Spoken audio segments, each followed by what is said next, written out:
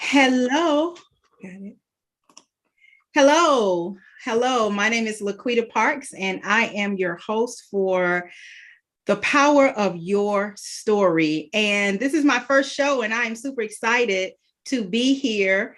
And this show is brought to you by PayProV Publishing. I am the owner of PayProV Publishing, and PayProV means pain, progress, victory, because I believe without pain, there is no progress, and without progress, there can be no victory. So I help you take your story from a thought to a realization. And I love talking to people and having discussions about the power of your story, because your story has power. So I'm excited to be here, and I'm so glad. I'm a little nervous. So if you're listening, if you're looking and you're like, okay, what in the world is this woman talking about? It's because this is my first time here on this radio show on Trivia's Inspirational Radio. And I want to thank Trivia Payne for the opportunity. But I have a guest here with me today, and his name is Robert Brooks. And Mr. Brooks knows me better than most people, except for my children. And I thought it would be interesting to have Mr. Brooks come on with me for this first show. And so we can kind of talk about the power of your story. And we're going to start out by just kind of having a conversation and dialoguing. And that's what this show is about. This show will be about the power of your story. Because everybody's story has power. Whether you realize that or not, there is power in your story. And don't know where Mr. Brooks is going, but he has already been instructed not to go nowhere. You know, I tell you, sometimes, man, good help is hard to find. It is so hard to find. But we're going to be talking about the power of your story. I'm going to be in the same spot on Thursdays at 7 p.m. Eastern time. And I'll have a fun guest to come on with me. And we'll just talk about the power of your story, the power of their story. If you want to reach out to me and you want to be a guest on the show, send me a message. You can message me through at payprovpublishing.com. And we'd be glad to have you as a guest, and we can talk about the power of your story. So how you doing, Mr. Brooks? I'm doing super fantastic. If I was doing any better, I'd be in heaven. I know that's right. I know that's right. Now, I saw you get up. Now, I instructed you. I asked you not to get up. Now, where did you go? I went to get this. What was that? That's a book that I wrote called Rock Bottom. Okay. All right. So is that the power of your story? That's about my story. Okay. All right. I love it. I love it. So I want to share with you, since this is the first episode, I want to share with you a little bit about my story. And my story is called Walking Limitations. And, you know, I was a victim of medical childhood trauma at the hands of a nurse when I was 4 years old. And I was, you know, jabbed in the thigh. You know, there's a lot of talk with the vaccination about the jab. Well, I was jabbed in the thigh with a needle when I was 4 years old.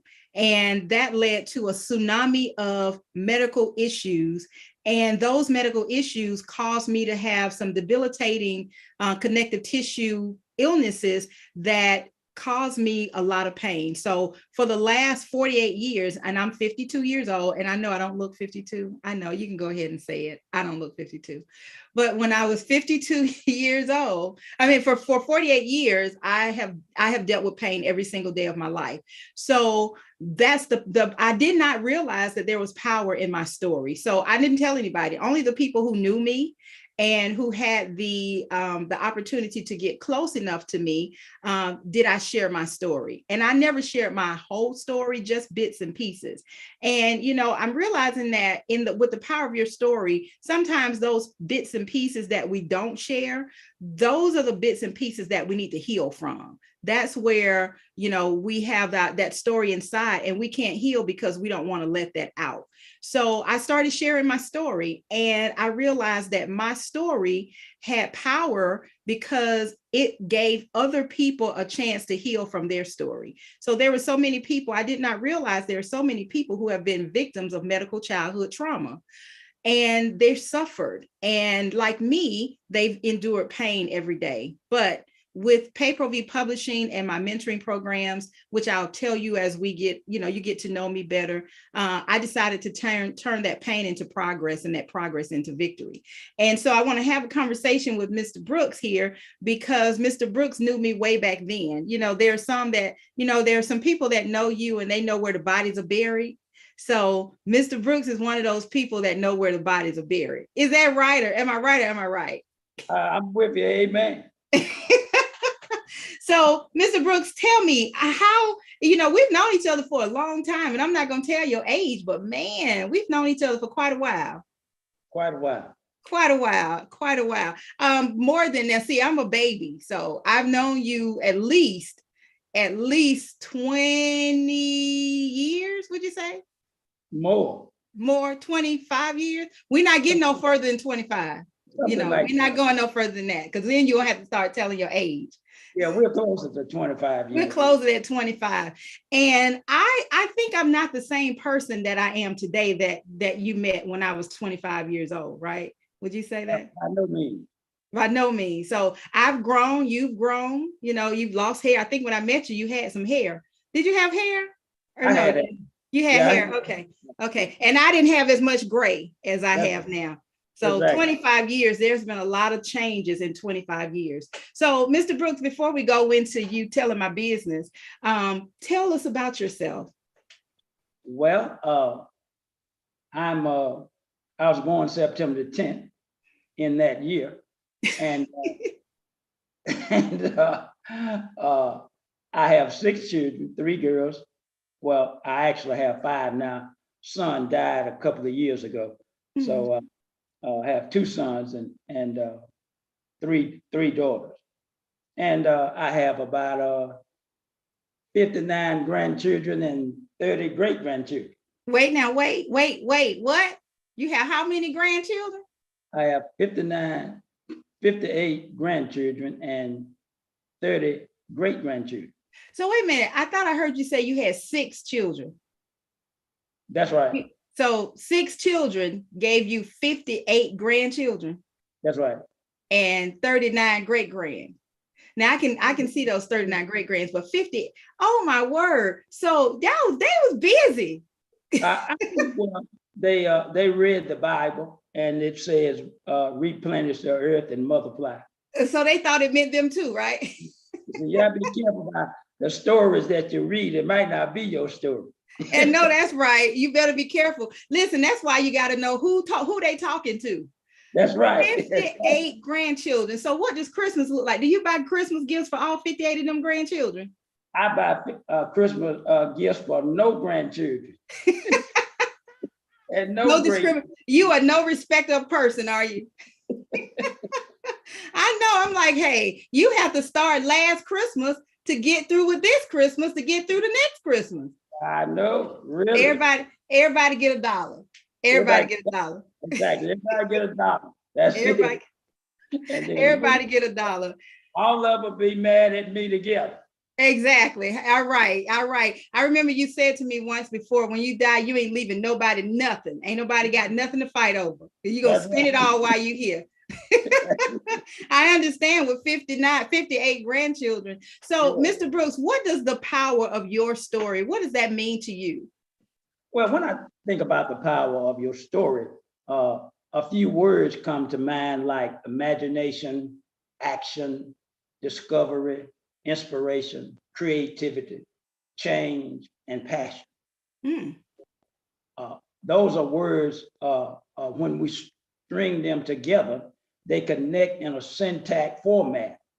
And it's a story that connects your story with other people's life experiences. I think you said that earlier when you talked about sharing your story and you found out that there was a lot of other people that connected with you in a medical situation.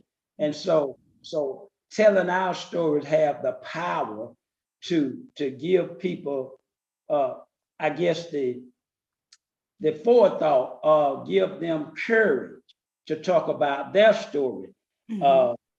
They always wanted to, but they didn't know that there was someone who could share, who shared in their story. And maybe they did, but they didn't want to be the first one to put it, to to pay. Right, right.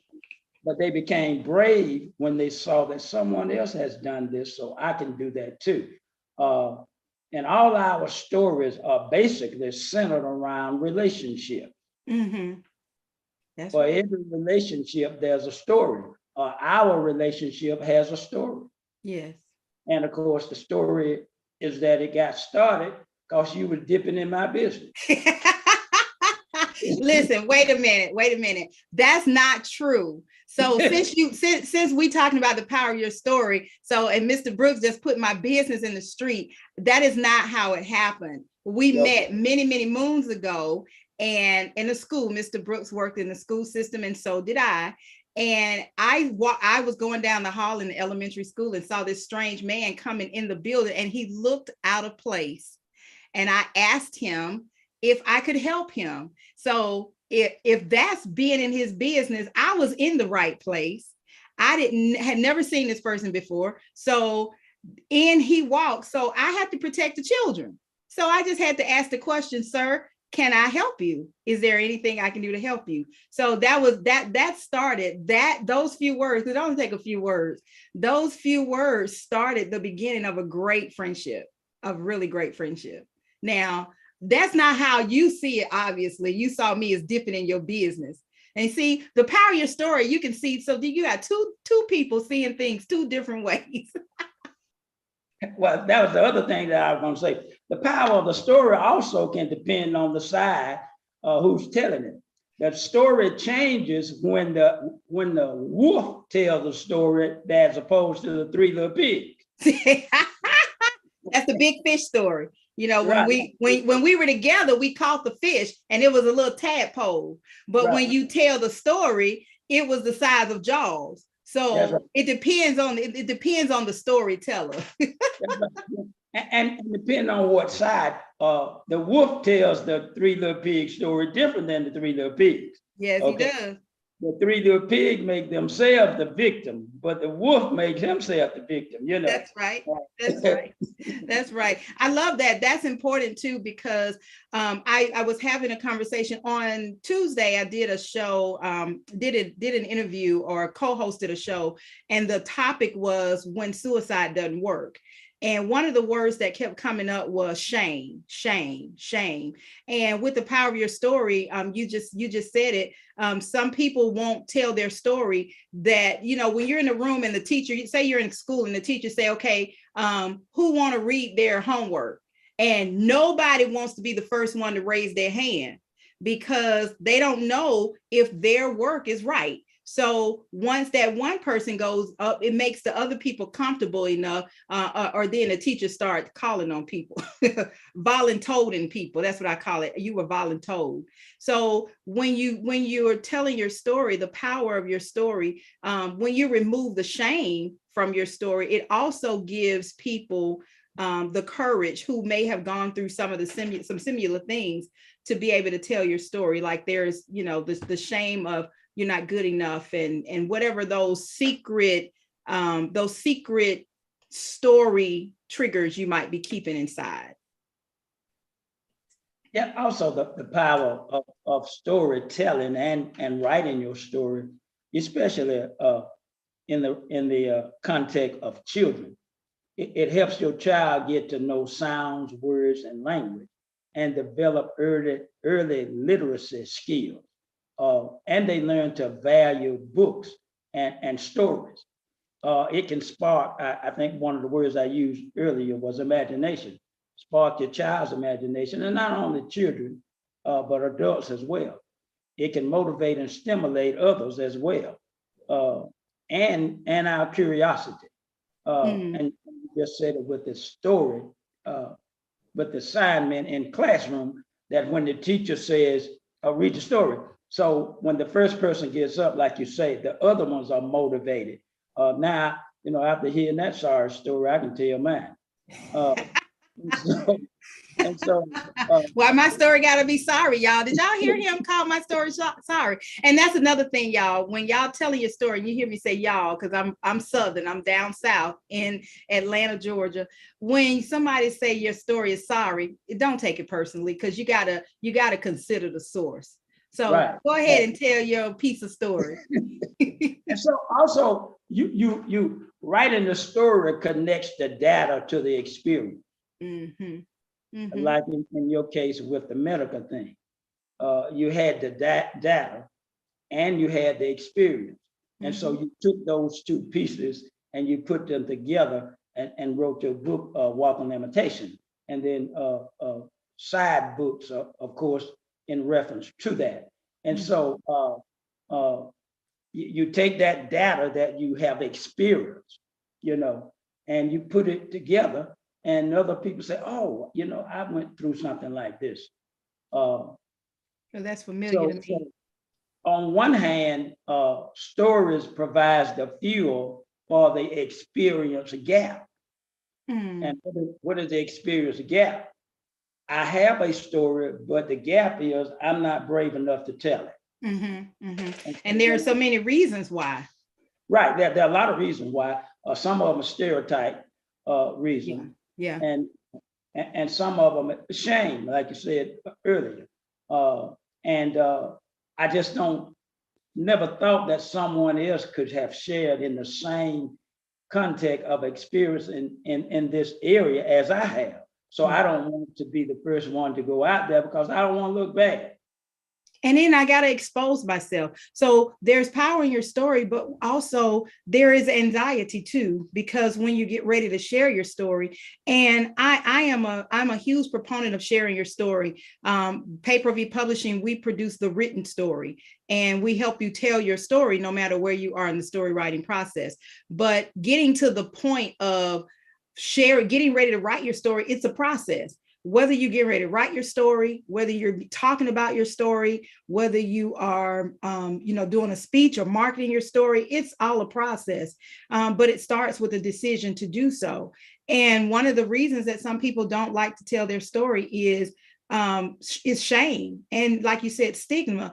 And another reason why some people don't like to tell their story is they're not sure what their family member or what somebody's going to think about them. So I can say, you know what, Mr. Brooks, what part of, tell us about your story. You were going to tell your raggedy story, but you got thrown off. So tell us about your story. My story about what now? I don't know. Look like you distracted to me. No, I was trying to think which story, the one where we met or my life story. So well, since you started telling the business, the one where we met, I want to hear the wolf side of the story since I'm the three little pigs. Well, the wolf just decided to blow you out of his business. I do recall there being some resistance when I asked if I could help you. And right. I thought, what, this man is crazy. And so who knows, glutton for punishment. So yeah. Mr. Brooks, when we met, you were working at the time. So you're retired now and you worked in the school system. So I know that you saw a lot, but tell us a little bit about some of the stories. Share with us, because I know for the listeners, one of the things that you do, we talk about children and talk about the power of their stories. You work with the truancy and with the school. With what did you work with children? I forget the name of it. Tell me. It has an acronym called TIP, TIP. TIP program. Truancy Intervention Program. Okay. That took the place of those officers that they used to have, truancy officers that they used to have in the school system that would look for children that was not in school. Maybe they was at 5 Points. 5 Points is a place downtown Atlanta. Anyway, and they would bring them back to the school. Well, in the process of time, the truancy officer were no longer popular, useful. Well, someone came up with a program called TIP, Truancy Intervention Project.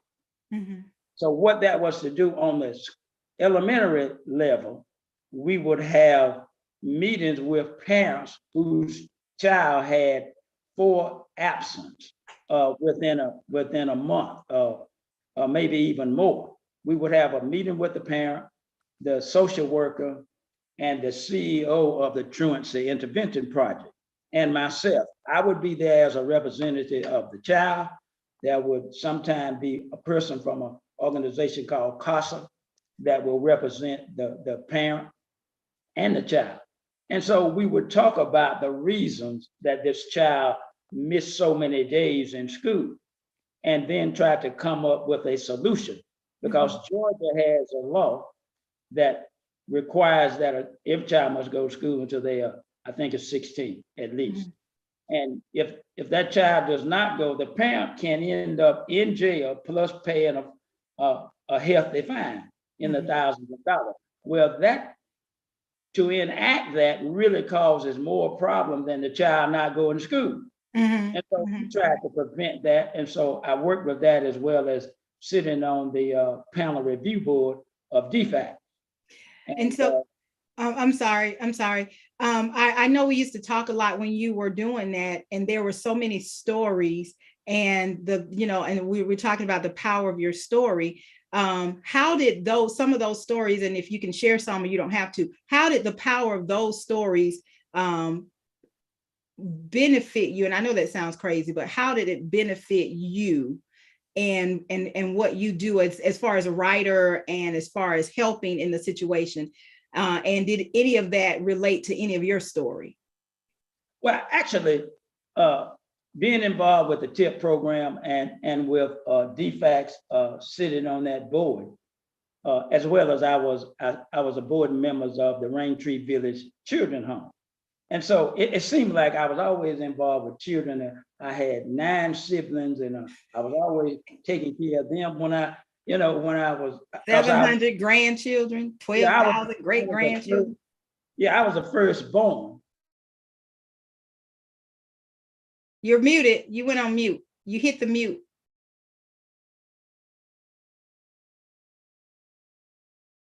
Sorry about that. I had an interruption. Someone tried to call me.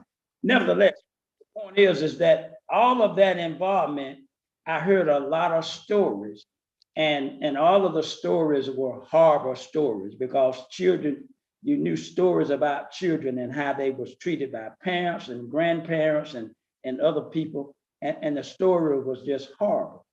And so rather than, I learned very quickly not to be negative toward the people that was involved, the abuse or the abuser. Okay. But in some cases, some people that was on the board, they was being harsh toward the abuser. Well, I looked a little bit beyond the abuser to the abuser story. Maybe the abuser has an abuse story. Okay. And 9 times out of 10, that was the case. Every seed begets after its own kind. And so that's not an excuse, that's just a reality. It's the facts. Right, and that's just a fact. And so I would try to look at people in a different light.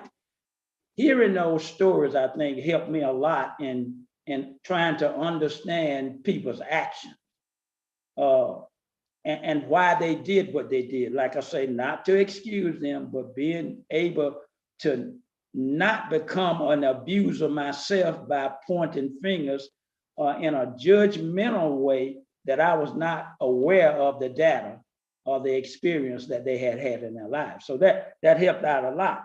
And so when I have taken some of that stuff into my writing, even when I write, 99% of what I write is spiritual anyway, I use some of those stories to relate. The Bible is about stories.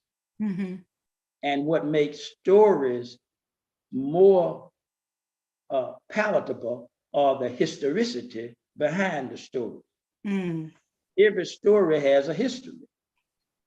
And if you just know the story, but you don't know the history, okay, well, why was the wolf the wolf? He had a story. Right, he had a story in the 3 little pigs. Okay, so you know the story, the historicity behind the story. You know, that's so right. I remember, I don't know if you remember, I used to go to this group home every week, every Monday, and I used to work with the young ladies there. And then I did this event where we talked about bullying. And this one young lady, she came to the event, and I showed them the video, and we talked about bullying. And she didn't say anything. She just kind of listened. And I was just kind of observing, because she was from in this group home. She had two children, and her children were somewhere else, and just everybody had a different story. But after this event, I went back to the group home a few weeks later and was asking about, asking, what did you think about the event? And this young lady said, she said it made me look at myself. And I asked her, what did she mean? She said she was a bully. She used to be a bully. And she said, and she told me the story of when she would go to school, and there was this one girl, and that one girl, she said, it's like she targeted that one girl because she looked timid, she looked afraid. And she said, and she would grab her, take her stuff, and just beat her for nothing. She said, and she saw the girl some years later, she saw the girl, and she said she didn't realize what effect that she still had on the girl's life. And she said when she saw the girl after attending that event that I did, she said she apologized to her. But she said that, and I asked her, well, why did you bully the girl? She said, because I was being bullied at home. And she went to school. So she was being bullied at home. She went to school, and she did to the children what was being done to her at home. So her story, just like you said, the abusers have a story. Everybody has a story. Everybody has a why behind why they are right here. I have a why for being here and what led me here to this place at this time. And so do you, Mr. Brooks. So tell me more about your story. Well, like I say, the stronger stories tap into people's emotions and genuinely connect with them, and it also helps them to believe in themselves, whether it's a business or whatever, sort of like your publishing company, and what the business stands for. And your business stands for getting the story out. For the most part, that may be your motto, one of them anyway, of getting the story out. And so my story has to do with that same process. It's not called a business, but my main story that I have is about Jesus Christ. Okay, it's his story, history, and not my story per se. And so he has a story that's greater than anybody's story. But speaking on a human level, then we know that there are people who go through a bevy of changes, a bevy of situations in life. And when they go through those things, as a matter of fact, a preacher friend of mine now has gone through 2 divorces, and they were not easy. Both of them they were just awful. And I know there's 2 sides to the story, but if you only listen to one side of the story, you feel like taking them in your arm and rocking them like you do a little baby. Okay, but there's another side of the story. Right. 2 sides. But he has been damaged to the point that he has to go to counseling. Okay, and just the other day, he told me his story. He poured out his heart for an hour and a half. And what helped me listen to his story is that I had heard stories of pain before from DFACS and TIP program and other and areas. Me. Yeah, right. And me. So listening to people's story, what I'm trying to say with a few words is it causes deep compassion. And I think that's one of the things that we can gather from people's stories is to have compassion. nevertheless, all the stories don't have to be bad stories. There Right. are some great stories as well, accomplishments and stuff like that. But if you listen to the world, you'll think that all the stories in the world are just bad. Okay. That's But right. they don't have to be. The prodigal son story was bad, but it had a good ending, Yeah. Yeah. to live happily ever after. Well, there's another story, and that was the son that stayed home. He had a story too. Okay. And, Right. and it wasn't a happy story. So there's a negative side and a positive side. And it's And all in the attitude. right, all in that too. That's right. Uh, uh, so uh, so when we tell our stories, we are not just trying to relieve ourselves of the pain necessarily. However, that is a byproduct of telling our stories, especially when they are sad stories, like in your case and many other people's stories. But at the same time, even without intending to, really realizing we are helping someone else when they read our story. Yes. And I believe that. I believe that. yeah, so people will say to you, "Wow, I'm so glad you wrote that book. I'm glad you. I had never thought about that before." Mm-hmm, And mm-hmm, so now you're doing that what I called earlier. You're motivating a person. You're mm-hmm. stimulating that person to be brave enough to activate their story. It's you're absolutely right, because when you get to the point where you're ready to tell your story, it's not for you. I mentioned the other day we did a show on suicide, when suicide doesn't work. And there were people that were calling in, there were people that were listening in, and your story there, those stories that were told, those stories were not for them. What happened to you and what happened to me, it's not for me. Now I can say, okay, you know what, I've gone through 47 years, 48 years of pain every day. I can keep that to myself. I don't have to say anything. I can go into a little ball and I can rock myself like that baby. But when I share my story, there are people who don't go through pain 24/7. They may experience some pain here and there, and they don't know how to cope with that. So there's somebody that's waiting to say, oh wow, if she can do it, then I can too. And how did she do it? And I didn't know that she could do it, or I didn't know the story. So there's some people looking for something. And I'm a thrifter. So I go to the thrift store and I go and I don't know what I'm looking for. But when I get there, I don't know what it is that I'm looking for, but once I see it, I'm like, okay, this is it. This is it. And it's the same thing with your story, with the power of your story. When you're sharing your story, there's somebody that's searching and they're searching and they're searching. But when they hear your story, it's like, wow, that light bulb moment comes on. It's like, this is what I've been searching for.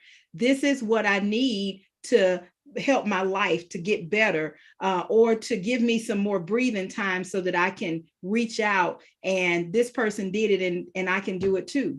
So one of the things, so Mr. Brooks put my business in the street before, so let me go ahead and put the rest of it in there. Mr. Brooks and I have a great relationship. One of the reasons that we have a great relationship is because Mr. Brooks taught me the gospel of Jesus Christ. So he taught me the Bible, and I got baptized. And I tell you, I have not looked back. So he can be a little nut sometimes, but he got some sense sometimes.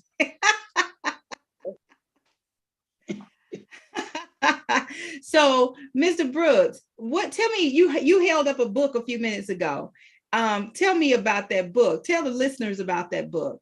And you know what? We're listening, but I think they can see us too, though. So be careful how you look. And I'm glad you got your face fixed. Yeah, right.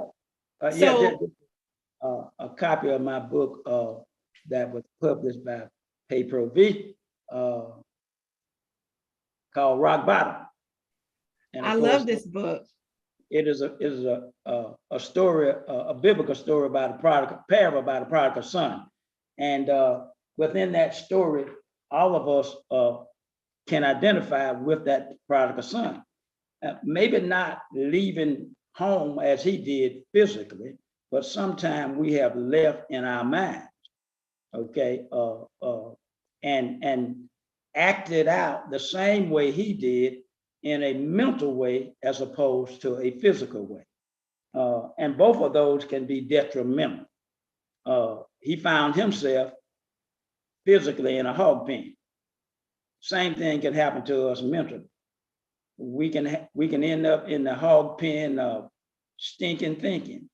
Stinking thinking. Right. And so therefore, we didn't leave home, but we stink just like he did. He was stinking physically, and if we are not careful, we will be stinking mentally. And so, and one of the reasons I think the main reason I wrote the book was because there was a person that kept pushing me. You need to write a book. You need it. And the book been on my computer for, I don't know how long it's been on my computer, for years. And I would talk about it from time to time with this person. And you need to write a book. And what she did, I won't say she because y'all know who I'm talking about. But what the person did. They don't did, know you talking about. Okay, what the person did is that they put together a compilation of what I had written, and then had it printed out, sent it to me as if though it was like a book. And I read. Okay, no. That's not the truth. You're not telling the story. So there you go, telling the story from the wolf standpoint. Okay, that is not what happened. So Mr. Brooks used to do these things, these emails called Noddies, and Noddy meant nuggets of truth to inspire. He did that for a while, and then he did now nuggets of wisdom.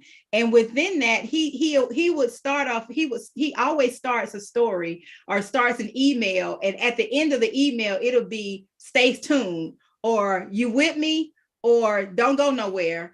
I'm gonna get to the point, and then it'll be a next email, maybe the next day or a couple of days. Well, this one was called Rock Bottom, and so I got pulled in because I started reading it, and it was number 1 and number 2 and number 3, and he was up to number 17. That means 17 emails, and they were not little emails; they were long emails, but they made so much sense. Because what he had done, and I don't know if you guys are listening, if you know the story of the prodigal son. If you do not, I encourage you to go and read the story of the prodigal son. Well, he put it in modern day terms, and it was amazing, because as I was reading, I was like, some of that sound like me. You know how we get out in the world and we're hanging with our friends, and as children. So I'm gonna start at a teenager standpoint. Mom and daddy telling you what to do. You grown. You don't want to do what mom and daddy tell you to do. So you gonna be grown and gone. So you want to do what you want to do. You leave mad. Well, in the story of the prodigal son, he was like, hey, you know what? I want my inheritance. And you don't typically get your inheritance until the person is dead.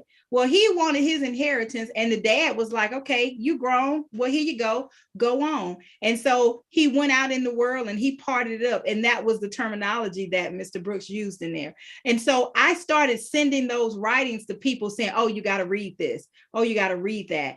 And it was so very helpful. And long before I became a publisher, I published my own book. And so I got a book too, y'all, Walking Limitations. But I published my own book, and I said, this is good. And he's, no, it needs to this, it needs to that. So what I did is I put it into book format. I formatted it, put it into book format. And I had one copy, no, two, one for me and one for him. So as a surprise, I sent it to him and say, look, this is what it looks like in a book. I'm excited, thinking he's going to agree with it and he's going to be ready to publish it and publish the book. And no, he would not do it. It sat on his shelf for 3 years. 3 years before I started Pay Pro V, and I finally got him to say yes. And it still took another year almost before we got it in that book form. Talk about pulling teeth. But when I tell you, it is a wonderful book, a modern day parable of the prodigal son. And it is so helpful. But what I love about it is that we also highlight the attitude of the son that stayed home. Because there's power in your story. Just because you have a story doesn't mean that other people don't either. So you're in a family, Mr. Brooks, you said you had 9 siblings.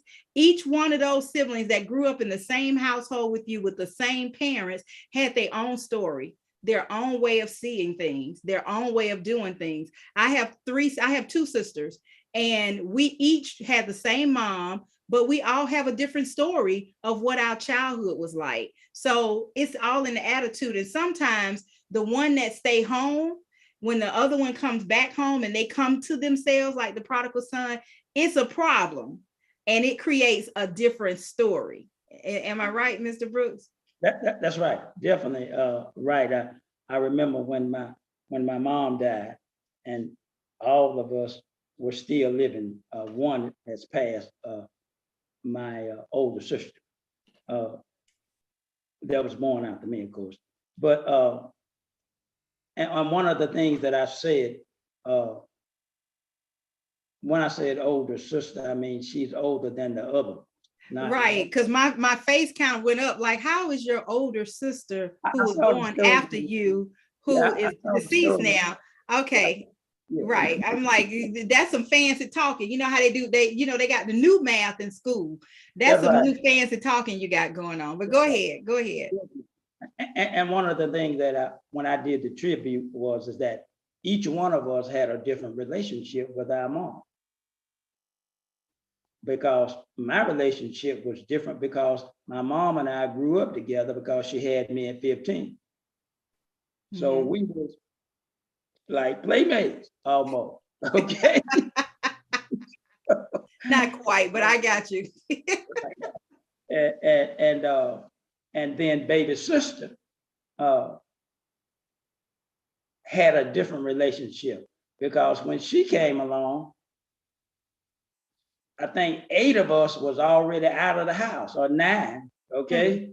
So she didn't have to contend with all those siblings. So she ended up with more time with the parents than we had. Okay.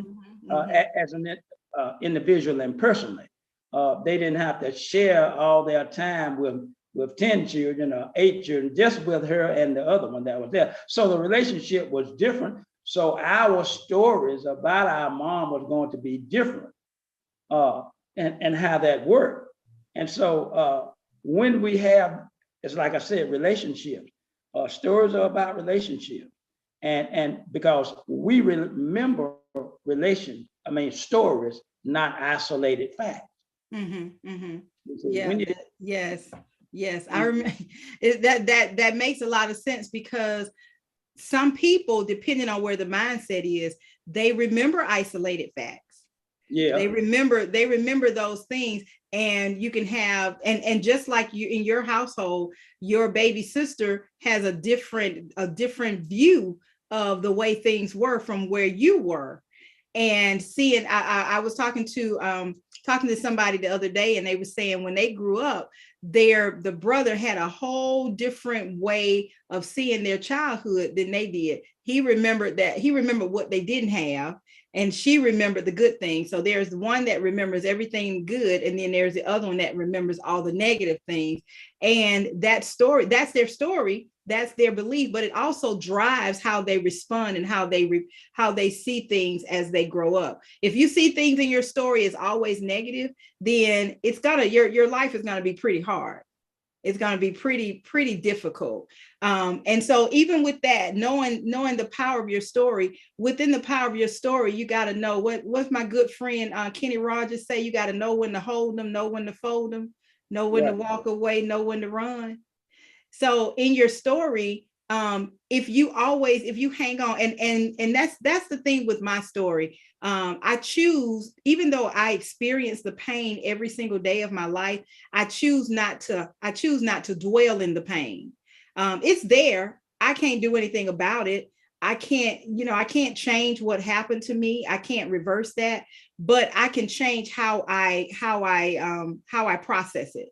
I can change how I accept and what I don't accept. And I can make the choice to dwell in the pain or to use that pain and make it progress, and use that progress and make it victory.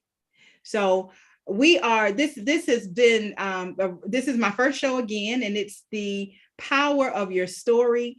And I am LaQuita Parks, your host, and I'm here with my guest Robert Brooks, and we're talking about the power of your story. And your story has power. It has power. So, Mr. Brooks, we still have a few more minutes before we have to wrap up and end this first show. We're going down in history. We're making history, Mr. Brooks. We're Yeah, making got history. You know what I'm saying? History.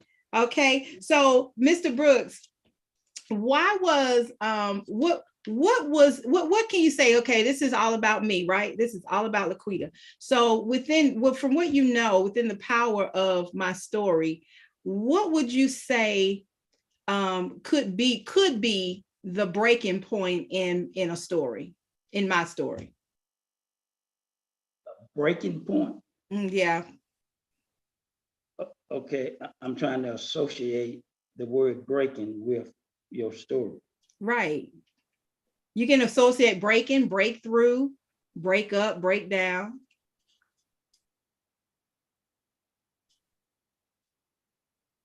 Wow. Did I stump you? Well, I'm thinking about your story, and I'm trying to correlate that with the word breaking point. When I think about breaking is negative for me. Yes. Yes. Okay. Yes. So what was the negative point of your story? Yes. I think You smart. when I first met you, it was not readily available to assess that you had issues, drama. But Drama.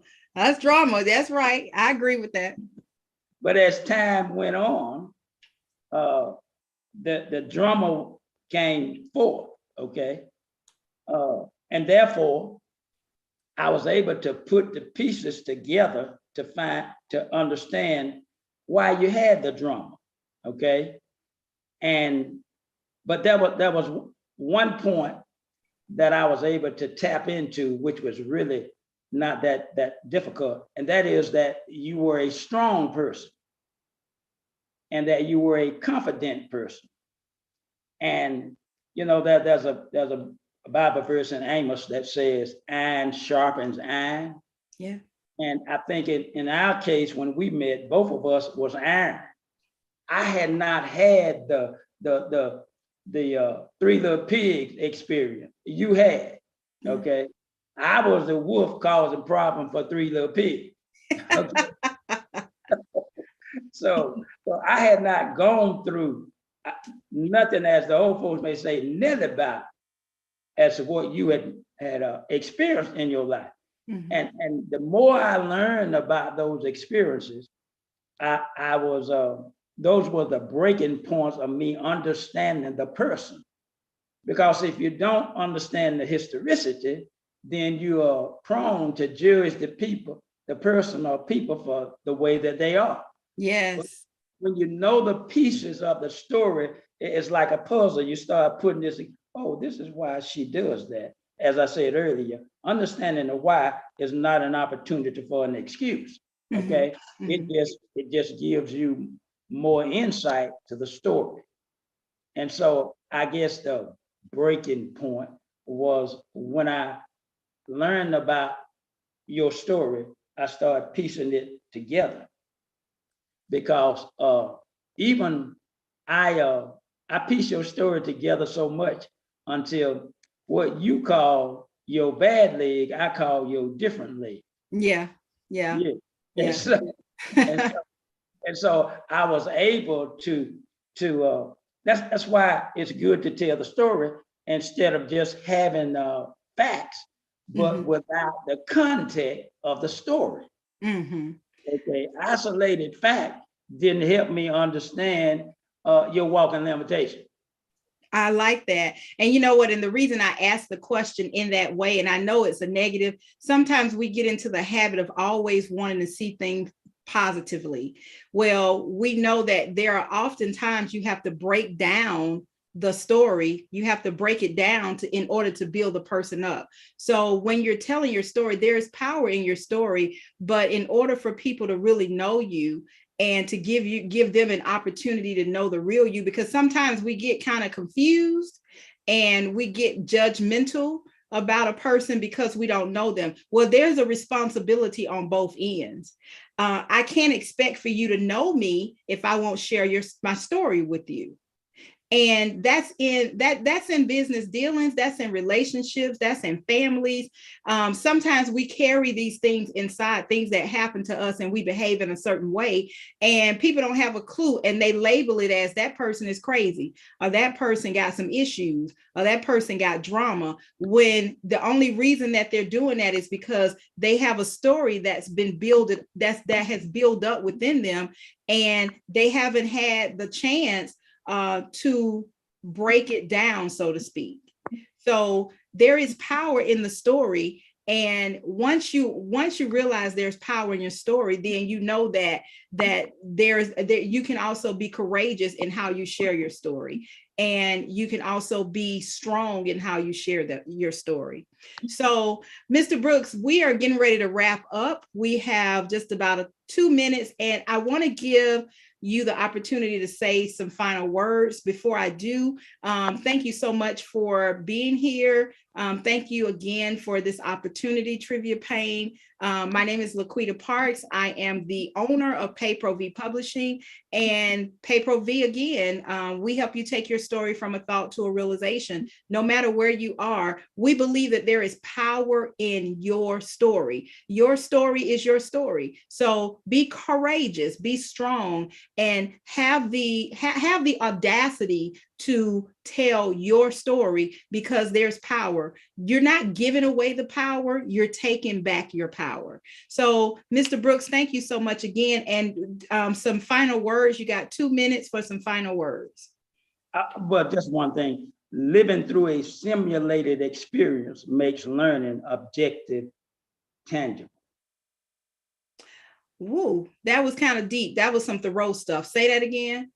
Living through a simulated experience makes learning objective, tangible. Wow. So we can't play with it. Right. Can't play with it. It's real. It's real. This is real life that we're living in, y'all. We have there's so much going on in the world. We got a war in Ukraine. We got a war in the United States. We got the pandemic. We got, people going here, people going there.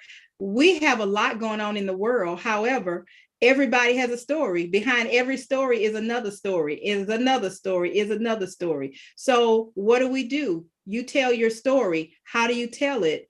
Tell it honestly, tell it authentically. It's your story. Tell your story. And don't let anybody guilt you or shame you and tell you that you should not tell your story. Everybody deserves to tell their story without the fear of being singled out or having some retribution. You have the right to be healed from whatever pains or suffering that has been caused. And listen, and like you said earlier, Mr. Brooks, your story does not have to be a bad story. Your story can be a fun story, a happy story. And guess what? Within my story of pain for 48 years, I got a lot of happy moments in my story. I have a good time. My life is good. In the midst of this pain, my life is good. And this is, again, the power of your story. Thank you so much for listening in. If you want to reach me, you can reach me at PayPro-V Publishing, PAPROVI Publishing.com. And we will see you next week. Same bat time, same bat station, 7 p.m. on Thursdays, 7 p.m. Eastern. It has been a plump, pleasing pleasure, better than a triple decker peanut butter and jelly sandwich. That's my story, and I'm sticking to it. Thank you so much. We'll see you next time.